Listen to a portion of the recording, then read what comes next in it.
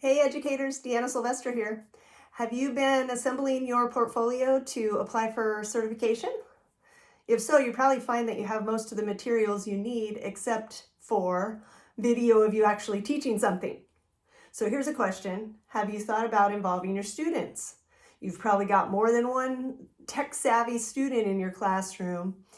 And I was thinking, during a particularly interesting or fun lecture or demonstration or discussion, you hand your smartphone to one of those tech-savvy students and have them record you. Here's a secret. All these videos I do are on my smartphone. It doesn't have to be anything better than that.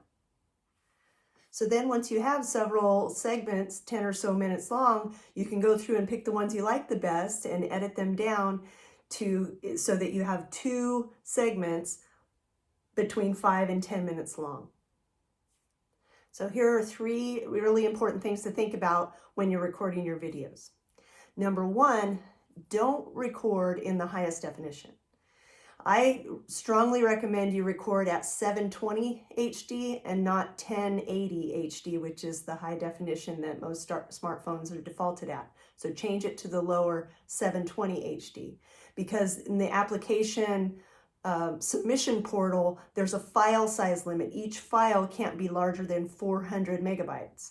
So if you're recording at 720, it's still going to be less than 400 megabytes, even if your video goes the full 10 minutes long. And of course, it can't be longer than 10 minutes, so you'll be safe within that. And number 2, make sure you're the one in the video frame, not your students. So make sure if your student or whoever's recording you is recording you. And if any of your students do appear in the video during a discussion or something like that, get their permission. Because even though these videos are not going to be made public, they're just going to be submitted to the application review portal, there are several people who have access, several people in the AFMTE who have access to those videos, myself, the reviewers, administrative staff. So make sure you have someone's permission to submit this video for your application if they appear in it besides you. And number 3, and most importantly, make sure you include as many of the core competencies, evidence of as many of the core competencies as possible in your videos. So take the self-assessment worksheet and go through and write down how you actually demonstrate each of the core competencies. What's the evidence that you know and can demonstrate these competencies?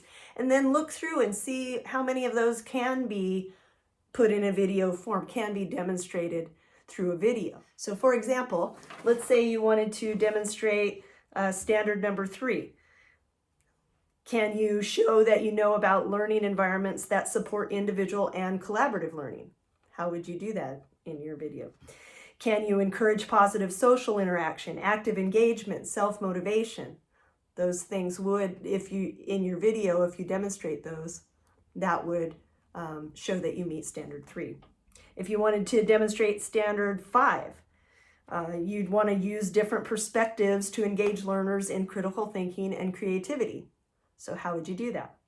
If you wanted to demonstrate standard number 7, how would you use a variety of instructional strategies to motivate learners to build skills and apply knowledge in meaningful and effective ways? What would that look like in your subject matter? So those are the things that our reviewers, the portfolio reviewers, are going to be looking for in your videos and your other materials. So let us know if you have any questions as you go through this process. We're super excited for you and for your students to have a certified educator in their classroom.